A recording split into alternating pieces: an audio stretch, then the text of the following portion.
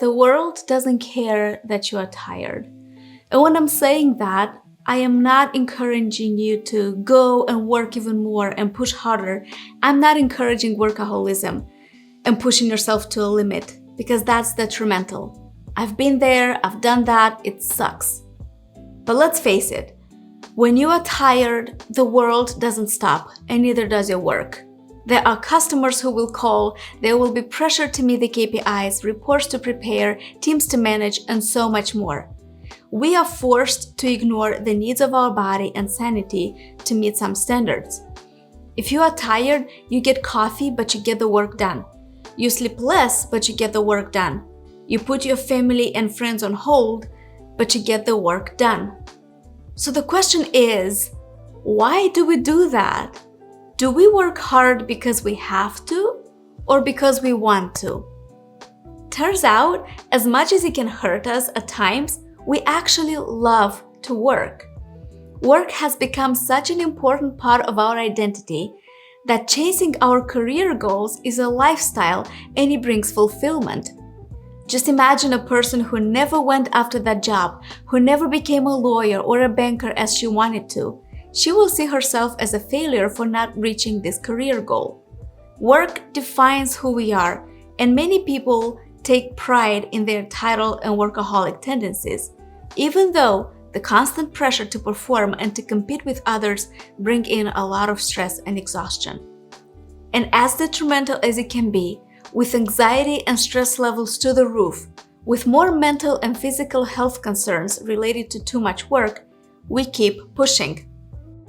And the reason no one cares that you feel tired or stressed is because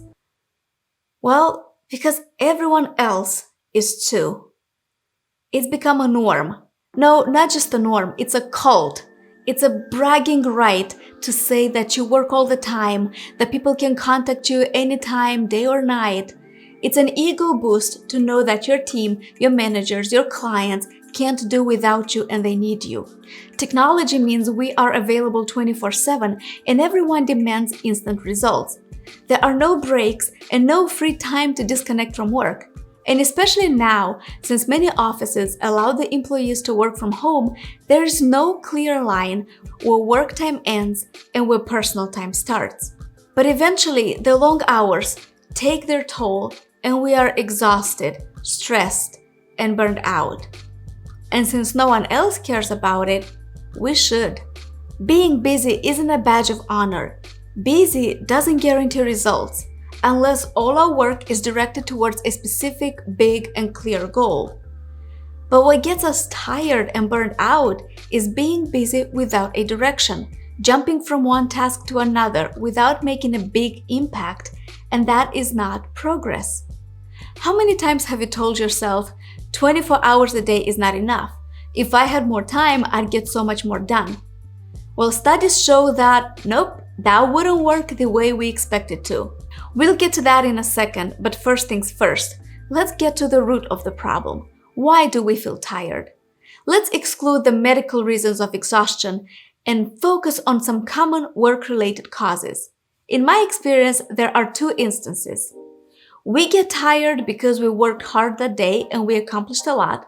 This is the best type of tired for me. I feel fulfilled, I did an important job that was well worth the effort.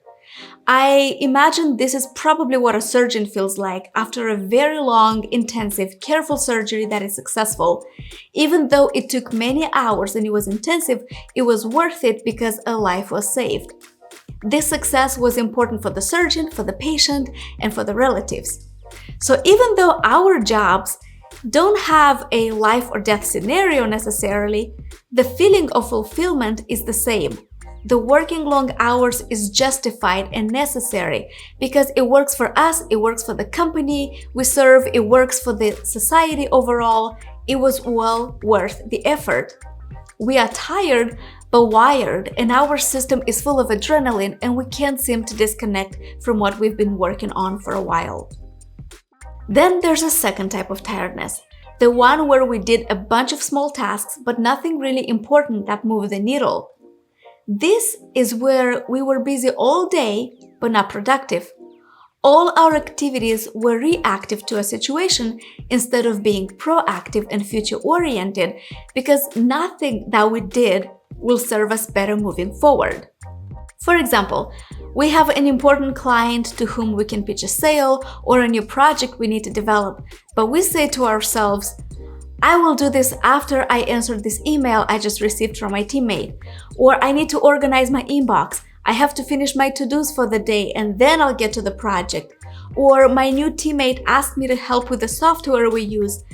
And before we know it, it's almost the end of the workday. We are mentally drained because we've done so much work, and we say that we'll start working on the project tomorrow when we're not going to be so busy. And the next day, there are other small fires we need to put out, and we never find time for our big, important task. Being busy validates our image that we are in control and we make things happen, and we feel better doing something rather than nothing. The actions that kept us busy were nothing more than just distractions from doing what's important. And now, not only our energy levels low, but so is our motivation. I don't like the feeling of being busy but not productive, so what I do is I block time on my calendar for important tasks during my peak productive hours. And that way I can work uninterrupted, focused on just one task at hand.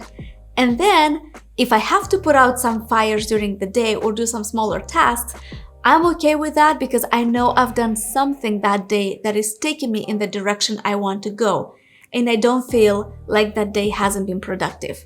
And this is the scenario where we blame our lack of productivity on the lack of time. This is where we want to add more hours to the day to manage everything. We think that if we had more than 24 hours a day, we can squeeze in all the work. But that's not what Parkinson's law says. This law says that work expands to fill the time available for its completion. Read it again carefully. Work expands to fill the time available for its completion. That means if you are given 1 month for a task, you will complete it in a month. If you are given a week, you'll get it done in a week. The work might be of lower quality, but we get it done. I am getting flashbacks from high school and college right now. We had so many assignments, so many papers, so much homework, so many projects to turn in, and somehow we managed to deliver them all on time.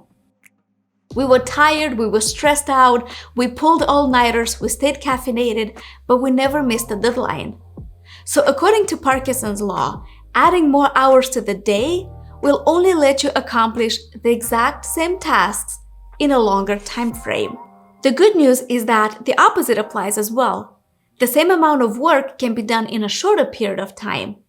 In fact, studies show that scientists who work 35 hours per week were half as efficient as those who work 20.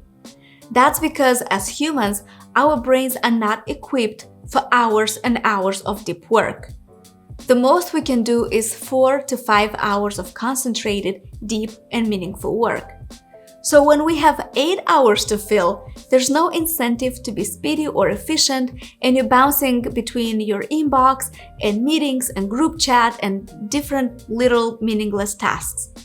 But the same amount of work can be done in less than 8 hours if focused primarily on it. Of course, I understand that this doesn't apply to every job. Doctors and pilots, for example, can't be selective of how many hours they work. And even someone in a typical corporate job might disagree with me here and say that in their work, they are constantly checking off tasks, following up with customers, and so on, so every single thing they do that day is busy and productive.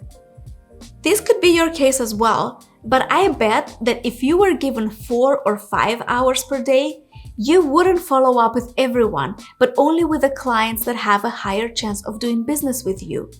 You would be more selective and chase more fulfilling and lucrative tasks because you only have a little bit of time to accomplish that. More busy hours is not the same as more productive hours. Sadly, this is not the norm in most companies.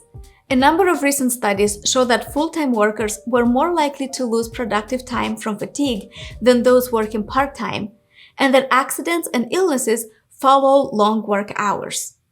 In a study of hospital staff nurses, shifts longer than 12 hours and working weeks longer than 40 hours were associated with significantly heightened probabilities of error that have raised questions about patient safety. Similar results have been reached about airline pilots, police officers, and truck drivers.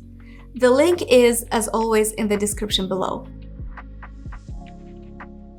There are a few good examples available of companies embracing this change, however. Microsoft Japan, for example, ran a 1-month experiment where the employees would work 4 days and rest 3.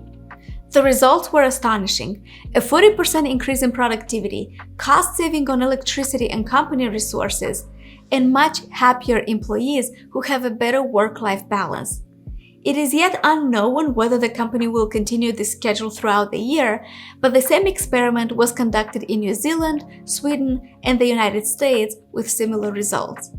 This is not a perfect system, and it doesn't always benefit the companies. It needs adjustments, of course, but there's value in this idea that's worth exploring and that can potentially benefit more people in the long run. Do you think that working fewer hours per day will lead to more productivity? And can companies stay profitable and competitive with fewer work hours? Let me know in the comments below what you think on this topic. So, to sum this video up, we work and we push ourselves even though we are exhausted. In some cases, it is expected of us. We love being busy and bragging about not having much free time. But our fatigue, while it can come from being productive, can also come from just staying busy and not having a clear direction of the goals. We are tired because we stretch our work to the amount of time we are given. And when there's no pressure to get something done quicker, we find other small tasks to occupy ourselves with, which can drain our energy and make us feel unproductive. And while some companies have experimented with a shorter work period and have seen great results, it is still too novel of a concept to be accepted everywhere. I hope you liked today's video. If you found this information useful, make sure to give me a thumbs up. If you didn't like it, that's okay. And thank you guys for subscribing to my channel. I'll see you in the next video.